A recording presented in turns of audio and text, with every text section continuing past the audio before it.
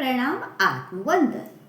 आज आपण एक अत्यंत शक्तिशाली दिव्य संयोगाबद्दल जाणून घेणार आहोत. एंजल नंबर 11 म्हणजेच आज आहे 11 जानेवारी 2026 म्हणजेच 111 चे पोर्टल. पहा 11-1 म्हणजे 3 वेळा 1 आला आणि 2026 ची बेरीज होते 10 म्हणजे 1 म्हणजे आज 4 वेळा 1 आला म्हणजे 4 वेळा 1 हा पोर्टल आज आहे. एंजल नंबर 111 म्हणजेच 11 जानेवारी 2026 रेखी ऊर्जा पूर्णपणे सक्रिय होण्याचा दिवस.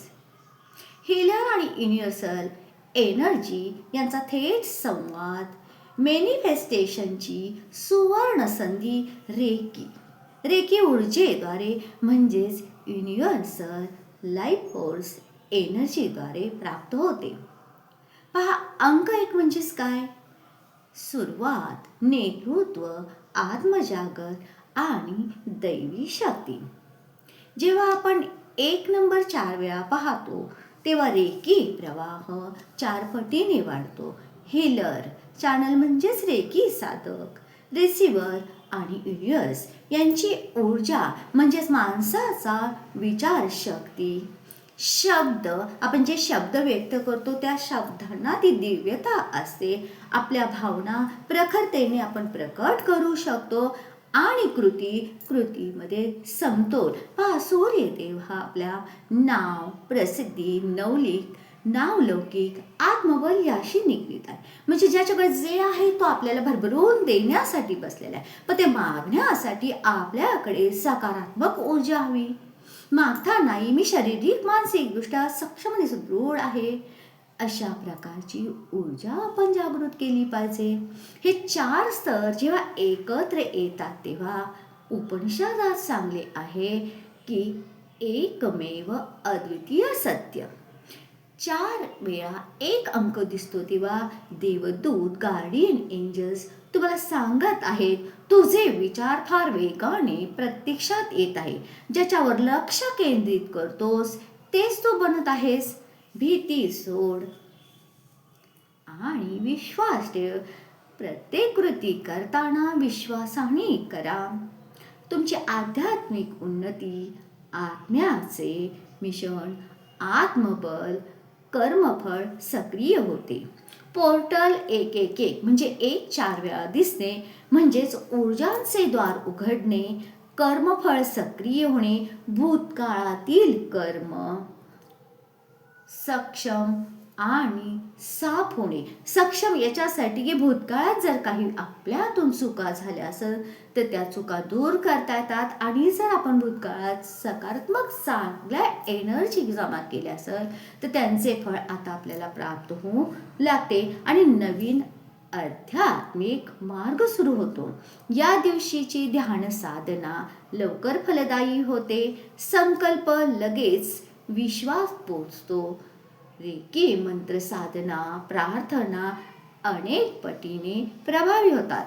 गीतेचा भावार्थ असा आहे, तू जसा विचार करतोस तसाच तू बनतो. 1 अंक म्हणजे सूर्यग्रहाचे प्रतिनिधित्व. त्याद्वारे आपल्यामध्ये आत्मबल, आत्मविश्वास, आत्मजागृती प्राप्त होते. तसेच अध्यात्मातही ह्याला खूप महत्त्व आहे आणि हे जर आपल्याला प्राप्त करायचे असेल तर अध्यात्मामध्ये 1 सेकंदाचा सुंदर उपाय सांगितला. तुम्ही सकाळी उठल्यानंतर नेहमीच हे वर्ष सूर्यदेवांचे असल्यामुळे सर्वांनी रोज सूर्यदेवांना स्नानादी कर्मानंतर अर्घ्य देणे गरजेचे आहे. पण रविवारी तर नक्कीच द्या. रविवारी सुट्टी असल्यामुळे उशिरा उठणं तसं नका करू. लवकर उठून स्नानादी कर्म करून सूर्यदेवांना अर्घ्य द्या. आणि त्यानंतर जर तुम्हाला वाटत असेल आपल्या मुलांची प्रगती व्हावी, आपल्या घरातील प्रत्येक सदस्याला प्रत्येक कार्यात यश मिळावं, किंवा आपल्या मार्गातही सगळ्या गोष्टीत यश प्राप्त व्हावं, घरामध्ये पैसा सुख समृद्धी प्राप्त व्हावी, यासाठी एक सुंदर उपाय उपाय म्हणजे काही नाही, ज्यावेळेस आपण सूर्यदेवांना अर्घ्य देतो, तो अर्घ्य कसा द्यायचा तेही मी सांगितलेलं आहे. तांब्याच्या लोट्यात जल घेऊन त्याच्यामध्ये एक लाल रंगाचे पुष्प टाका आणि ते पुष्प नसेल तर थोडी गूळ टाका, हळदी कुंकू आणि थोडेसे अक्षदा अख्खे तांदूळ 2-3 दाणे तरी टाका आणि अशाने सूर्यदेवतांना अर्घ्य द्या.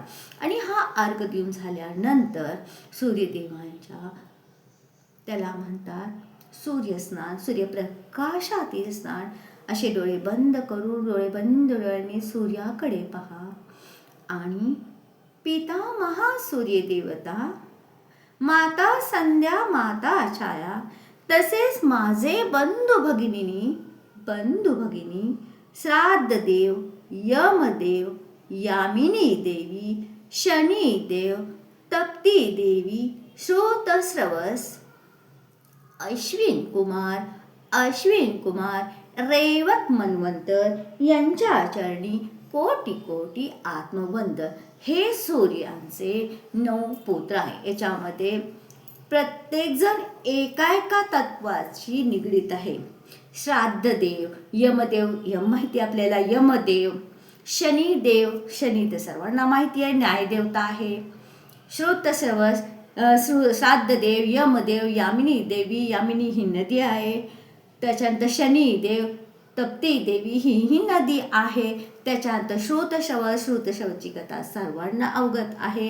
त्याच्यानंतर अश्विन कुमार हे दोन्ही पुत्र त्यांचे देवांचे वैद्य आहेत. आपल्या देवांचे ते वैद्य आहेत. आणि त्यानंतर आहेत रेवत मन्वंतर. या प्रत्येक पुत्रांचे आणि त्यांच्या 2 पुत्र्यांचे एक आगळे वेगळे स्थान आहे.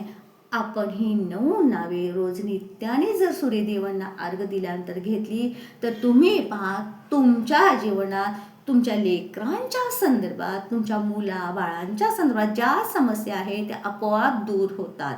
कारण प्रत्येक व्यक्तीला आपली लेकरं फार प्रिय असतात.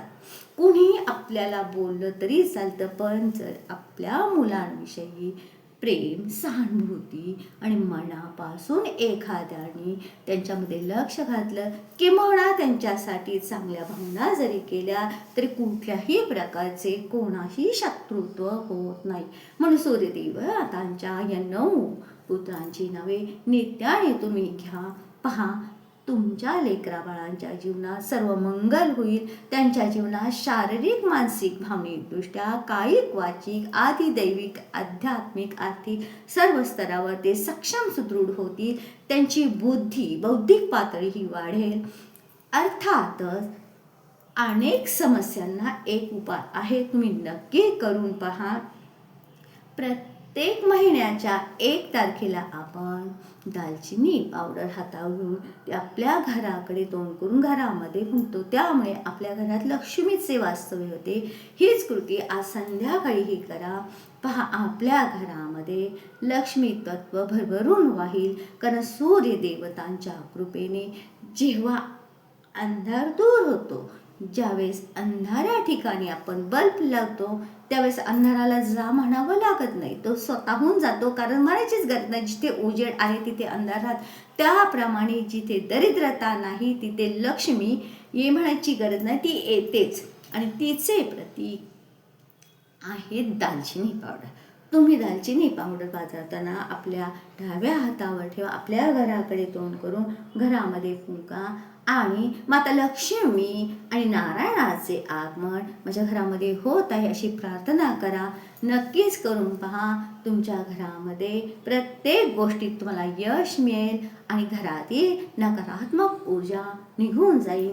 रेकी साधना आणि रेकी साधक या दिवशी जी ध्यान साधना करतात त्यामध्ये त्यांना दीर्घ आणि उत्तमरित्या एनर्जी प्राप्त होत असते. प्रत्येकाने या गोष्टी करून पहा. जय जय रघुवीर समर्थ.